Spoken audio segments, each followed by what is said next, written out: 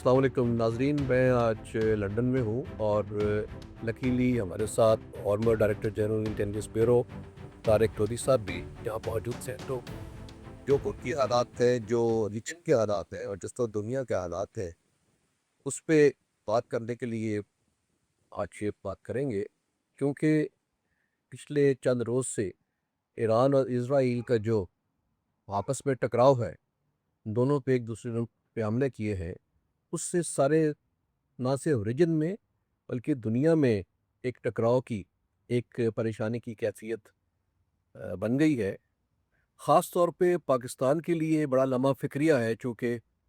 Iran हमारा first door neighbour है और इज़राइल के ज़ाहिर है कि हमारे पे भी नज़र होती है। हाल ही में इंडिया के साथ पाकिस्तान का एक टकराव मई में हो चुका है। तो हम इस मौके से फ़ायदा उठाते हुए जब तारिक लोधी साहब यहाँ पे आए, उनसे ये पूछना चाहेंगे कि पहले तो अभी जो कल चूँकि अमेरिका भी इस जंग में कूद पड़ा और ईरान पे उन्होंने हमले कर दिए। तो पहले तो उससे के मुतालिक पूछेंगे कि उस हमले के बारे में उनका क्या ख़्याल है कि वो कितना नुकसान ईरान का हुआ और अमेरिका ने किस हद तक अपने अहदाफ उसमें हासिल किए हैं। उसके बाद हम फिर पाकिस्तान और रीजन की जो सिक्योरिटी सिचुएशन है उसके बारे में बात करेंगे। डॉक्टर साहब बहुत शुक्रिया। ये जो वाक़यात हैं ये अगर आप समझें कि सरप्राइज़ हैं तो वो कतई नहीं होने चाहिए। हमारे जो अमेरिका का हमला रहा उसके बारे में भी गूंज बाकायदा सबके इल्म में था कि ये मुमकिनात में से है। जब इज़राइल की क़ुव्वत जो है वो नाकाफ़ी साबित हुई ईरान पे हमलों के लिए और ईरान ने वाज़ेह जवाब दे दिया कि वो अपना न्यूक्लियर प्रोग्राम रोल बैक नहीं करेगा। नहीं, आप ये समझ रहे हैं कि ये प्लान बी था उनका, इज़राइल का हमला नाकाफ़ी था, लिहाज़ा अमेरिका को कूदना पड़ा? जी, मैं ये समझता हूँ कि अगर इज़राइल कामयाब हो जाता तो फिर तो लामहला एक शिकस्त खुर्दा ईरान जो है वो फिर हर तरह के मुआहदे के लिए तैयार हो। चूँकि ईरान किसी किस्म का भी रोल बैक के लिए तैयार नहीं था और इसराइल के हमले उसको इस चीज़ पे मजबूर करने में नाकाम रहे थे, लिहाज़ा इज़राइल की ख्वाहिश के मुताबिक अमेरिका को इसमें मुदाखलत करना पड़ी। अब ईरान के हवाले से ये बात बड़ी ज़रूरी है कि ये जो हमले हो रहे हैं और जो ईरान की कैफ़ियत है, ये एक कोई नई चीज़ नहीं है।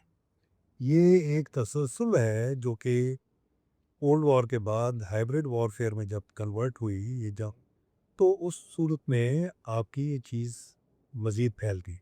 और कनेक्ट होते चली गई एक दूसरे से। अल्टीमेट ऑब्जेक्टिव इज़राइल की बरतरी है।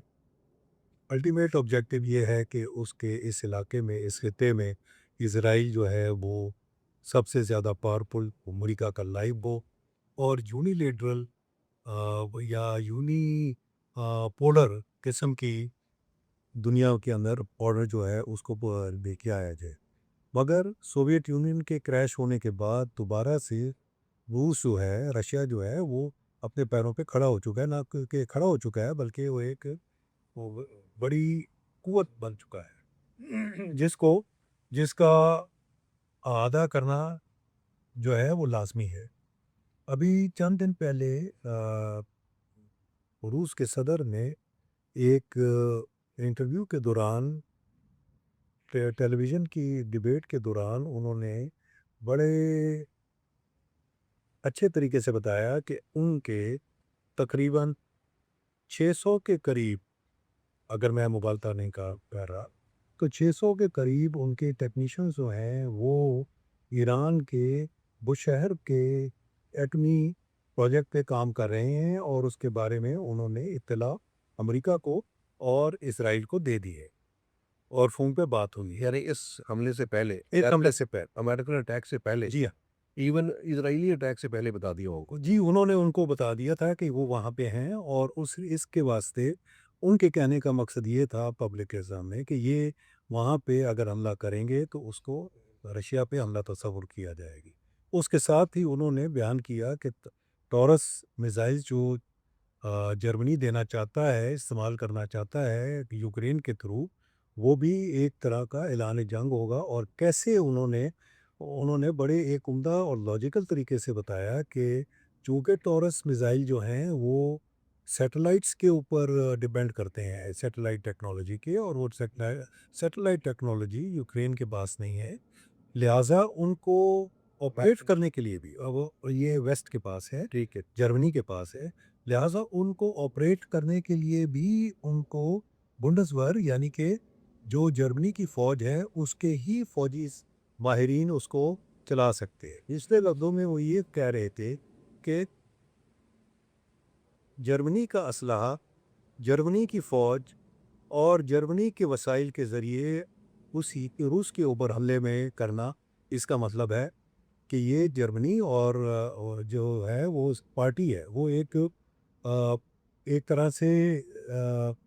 مددگار نہیں ہے بلکہ ڈائریکٹ پارٹی ہے جو کہ ایگریشن کا۔ ٹھیک، تو آپ فرما رہے ہیں ایران رشیا نے پہلے امریکہ کو، اسرائیل کو وارن کر دیے جو ہمارے لوگ جو یہاں کام کر رہے ہیں اور یہ نیوکلیئر فیسلٹی ہے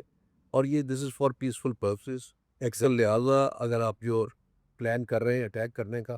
وہ ان کے اوپر نہیں ہونا چاہیے۔ تو اب یہ جو اٹیک ہوا ہے ان کو بچا کے جی، ابھی جو اٹیک ہوا ہے، جو خبریں اب ابھی تک آئی ہیں، اس میں جو انہوں نے 3 ٹارگٹس اٹیک کیے ہیں، پردو ہے، ایک میرا خیال ہے ایک اصفہان ہے اور ایک نٹانز ہے، تو ان تینوں کے اوپر وہاں پہ وہ اس لسٹ میں شامل نہیں ہیں جہاں پہ رشینس کی موجودگی ہے۔ اور دوسری چیز یہ ہے کہ جو ایران کا بیان ہے وہ یہ ہے کہ یہ تینوں جگہوں کے اوپر واجبی سا نقصان ہوا ہے اور کوئی قرار واقعی قسم کی تباہی نہیں ہوئی۔ اس کے ساتھ ساتھ انٹرنیشنل ایٹامک انرجی ایجنسی نے بھی یہ کہا ہے کہ وہاں پہ تابکاری کے کوئی اثرات نظر نہیں آئے۔ میں یہ بھی بتاتا چلوں کہ اس حملے سے چند گھنٹے پہلے ایک خبر گردش کر رہی تھی جس کے مطابق صدرن ایران میں وہاں پہ 5.3 رچٹر اسکیل کے برابر زمین میں جھٹکے محسوس کیے گئے، جس کا کچھ لوگوں کا خیال یہ ہے کہ وہاں پہ ایران نے غالباً ایٹمی دھماکہ کر دیا ہے۔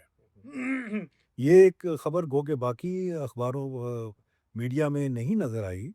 مگر چند گھنٹے اور اس کے ساتھ اس تجزیہ نگار کا کہنا یہ تھا کہ یہ جو ہے اس سے امریکہ فوری طور پہ حملہ کرنے کے لیے مجبور ہو جائے گا۔ اور اس سے پہلے کیا کہہ رہے ہیں؟ جی یہ چند گھنٹے پہلے حملہ کرنے کا، غالباً 2:30 بجے رات کو ایران کے وقت کے مطابق امریکہ نے ادھر حملہ کیا، اور اس میں اس نے GBU-57 بومز استعمال کیے، 8 کے قریب جو انہوں نے نٹینز کے اوپر مارے ہیں۔ اور نٹینز پہلے بھی اسرائیل اس پہ 2-3 دفعہ حملے کر چکا ہے۔ ایک دفعہ اس نے سائبر حملہ کیا جس سے اس کی بجلی کی ٹرانسفارمرز اور ان کو آگ لگائی۔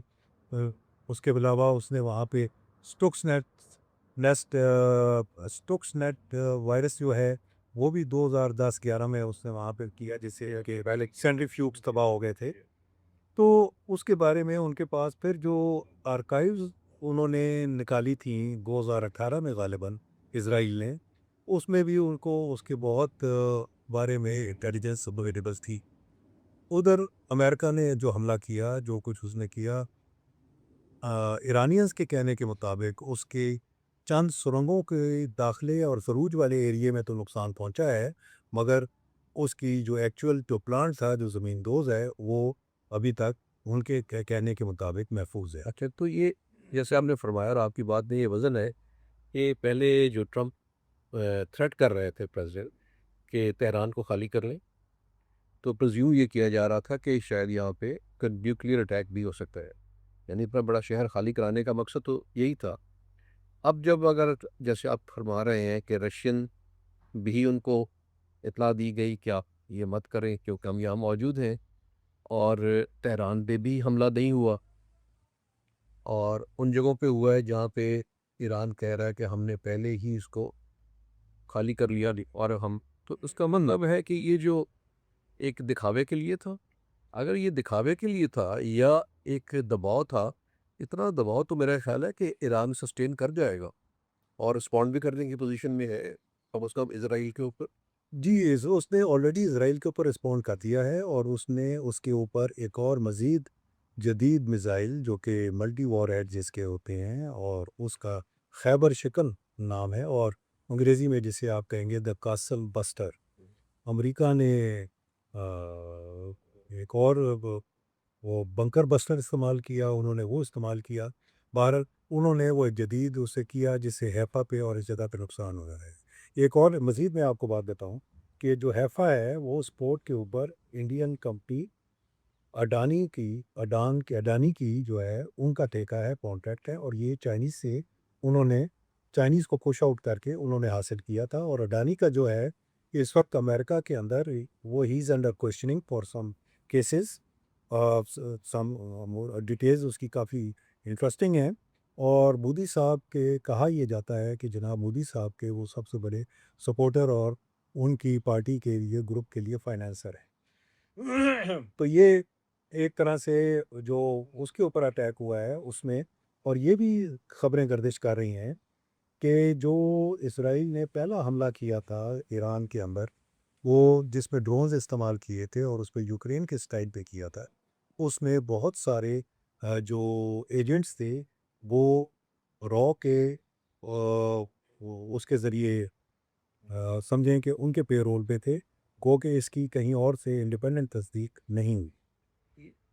آپ کے فرما رہے ہیں، میں اس طرح بتانا چاہوں گا کیونکہ ہمارے پاس وقت کم ہے کہ اب پاکستان کے لیے آتے ہوئے یہ جو کاپ ویب ایک ڈیولپ ہو گیا ہے، ابھی ہماری 1 ماہ پہلے ہی مئی میں انڈیا کے ساتھ ایک انٹینس بریف بٹ انٹینس ایک جو کلیش ہوا ہے جس میں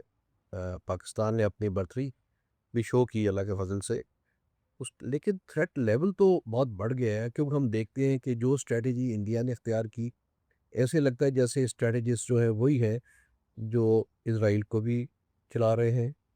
اسی طرح کا طریقہ کار بھی اختیار کیا جا رہا ہے۔ تو آپ کے خیال میں پاکستان کو کس حد تک اب تھریٹ لیول بڑھ گیا ہے تینوں طرف سے، اور ہمارے لیے کیا میز اختیار کرنے ہوں گے حکومت کو اور لوگوں کو تاکہ ہم اپنی تحفظ جو ہے کر سکیں؟ ویری بریفلی جی، جو ڈیولپمنٹس ہیں یہ دنیا جیسے جیسے دو حصوں میں تقسیم ہوتی جا رہی ہے، جس میں چین، روس، ایران ایک جانب ہے،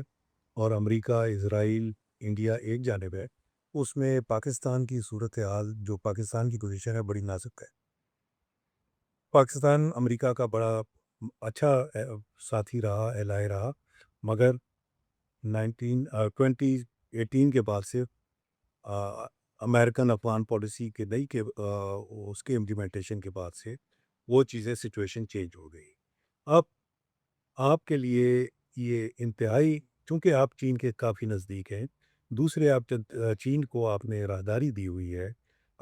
راہداری ایک طرح کی دیتے ہیں آپ سی پیک کے ذریعے، اور آپ کا جو گوادر ہے وہ ہرموز کے منہ پہ ہے، جہاں سے آپ دنیا کا 30% کامرس ٹریفک جتنا ہے، فیول ہے، انرجی ہے اور انٹرنیٹ ٹریفک ہے، اس کے اوپر ڈومینیٹ کر سکتے ہیں۔ آپ ایک نیوکلیر پاور ہیں، آپ ایک میزائل قوت ہیں، تو اس واسطے آپ خواہ ان سب کے لیے تھریٹ ہیں۔ اس آج کل کی سرد دنیا میں کوئی آپ کا ساتھی دوست نہیں ہوتا، صرف انٹرسٹ ہوتے۔ آپ کے جو دوسرے لوگوں کے انٹرسٹ ہیں آپ کے انٹرسٹ کے ساتھ کافی جگہ کلیش کر رہے ہیں۔ اس سلسلے میں سمجھتا ہوں کہ جو ہندوستان کے ساتھ آپ کا ریسنٹلی جو آپ کا واقعہ ہوا 4 روزہ کانفلکٹ کے اندر، یہ بڑے غور طلب بات ہے کہ اس نے ہندوستان نے اسرائیلی ڈرونز، ہاروپ ڈرونز کیوں استعمال کیے۔ ہاروپ ڈرونز بنیادی طور پہ سرولنس کی ڈرونز ہیں جن کو استعمال کیا جا سکتا ہے آپ بم یا اس کے ایکسپلوزر لے جانے کے لیے، مگر بنیادی طور پہ وہ سرولنس ڈرونز ہیں، اور ان کو اس طرح استعمال کرنے کے لیے کہ جو اس کے بیک اپ انفراسٹرکچر چاہیے، وہ ایک عمدہ کارکردگی کے لیے جو وسائل چاہیے، جو جہاز اور جو ایئر پلیٹ فارمز چاہیے، وہ اسرائیل کے پاس ہیں۔ کیا ایسا؟ اور کچھ خبریں غیر مصدقہ خبریں یہ اشارہ دیتی ہیں کہ اسرائیلی ٹیکنیشینز جو تھے وہ ہندوستان میں موجود تھے اس وقت، ولا عالم کہ انہوں نے اس میں ہیلپ کی یا نہیں کی، مگر ایک بات بڑی واضح ہے، جب یہ خاص طور پہ اگر آپ یہ نظر رکھیں کہ انہوں نے اس ٹیکنالوجی کو یوز کرتے ہوئے انہوں نے کافی جگہوں پہ نقصان کیا، ٹارگیٹڈ اٹیکس کیے، بہت سارے اسیسینیشنز اس کے ذریعے کیے گئے ڈرونز کو یوز کرتے ہوئے اور اس کی انٹیلیجنس پہ بیس کرتے ہوئے، تو اور وہ ڈرونز جو آپ کے کم از کم جو 70 کے بارے میں تو آپ یہ نہیں پتا ہے کہ کتنے ٹوٹل لانچ ہوئے، ان سے جو mapping up to date mapping آپ کے اسٹریٹجک ڈیفenس لوکیشنز کی ہوئی ہے، وہ ایک بڑی ریئل ٹائم انٹیلیجنس ہے جو کہ ایک نہ صرف میں سمجھتا ہوں ہندوستان نے اس میں سے فائدہ اٹھایا ہے، بلکہ اسرائیل نے بھی اس میں سے حصہ اٹھایا ہے۔ اور یہ والی چیز جو ہے ہمارے لیے، اور ہمیں یہ نہیں بھولنا چاہیے کہ اسرائیل اور ہندوستان آپ کے ایٹمی جو پروگرام ہے، اور اب آج کل کے دور میں میزائل پروگرام ہے، اس کے خلاف ٹوتھ اینڈ نیل ہر طرح ممکنہ طور کے اوپر اس کی مخالف ہیں۔ تو اس چیز میں آپ اگر ہم یہ سمجھیں کہ وہ ہمارا مخالف نہیں ہو سکتا، تو بہت سارے اجزاء ایسے موجود ہیں جو اس کو، ان دونوں کو مخالف کر سکتے ہیں، اور اگر صورتحال اگر ایسے موافق وہاں پہ سازگار ہوتی ہے جہاں پہ ان کا بھی داؤ لگتا ہے، تو وہ ایک اٹینشن کو ڈائیورٹ کرنے میں، ادھر کرنے میں کوئی نہ کوئی اوورٹ نہ صحیح تو کوورٹ کارروائی کرنے سے گریز نہیں کرے گی۔ یہ آج کل کے ہائبرڈ وارفیئر کے دور کے اندر کوورٹ وارفیئر جو ہے وہ سستی بھی ہے اور مہلک بھی ہے، تو وہ کرنے کے اندر، اور ان کی اگر آپ دیکھیں ہندوستان کا ٹریک ریکارڈ دیکھیں، ایران کے بارے میں دیکھیں، تو وہاں پہ ایک رجیم چینج کا نام آیا تھا، ہندوستان نے اپنے چاروں اطراف کے جو چھوٹے ممالک ہیں ادھر رجیم چینج کے لیے ہمیشہ اس نے اس کے اندر مداخلت کی ہے، جس کے بارے میں وہاں کے سربراہان نے گاہے بگاہے ان کو الزام بھی لگایا ہے۔ تو کوئی وجہ نہیں ہے کہ ان کی باعث یہاں پہ نہ ہو کہ وہ اس طرح کی کارروائی ادھر کریں، سبورشن کے تھرو، سوشل میڈیا کو یوز کریں صرف ریلیشن وارفیئر کے ساتھ، اور اس کے علاوہ ہاٹ ایٹماسفیئر کے اندر آپ دہشت گردوں کو موو کریں اور ان کو بیک اپ کریں تاکہ وہ ادھر کریں۔ آپ کو یہ بھی بتاتے چلیں کہ درمیان میں کچھ بی ایل اے کے حوالے سے جو خبریں گردش کر رہی تھی، ہو سکتا ہے پروپیگنڈا ہو سکتا ہے درست ہو، کہ وہ چاہتے تھے کہ امریکی ڈائریکٹ حملہ کرنے کے بجائے پاکستان میں مکران کی کوسٹ کے ذریعے وہاں سے داخل ہوں، ایران کی اس جانب سے اس پہ حملہ کریں، اور اس میں معاونت کرے گی بی ایل اے ان کو کوریڈور مہیا کرنے کے لیے۔ تو سر ان تمام چیزوں کو آپ یکجا کر کے اگر ایک ساتھ دیکھیں، تو پہلی چیز تو یہ ہے کہ آپ یہ جو جنگ ہو رہی ہے اس میں سے آپ پاکستان کے یا کشمیر کے جو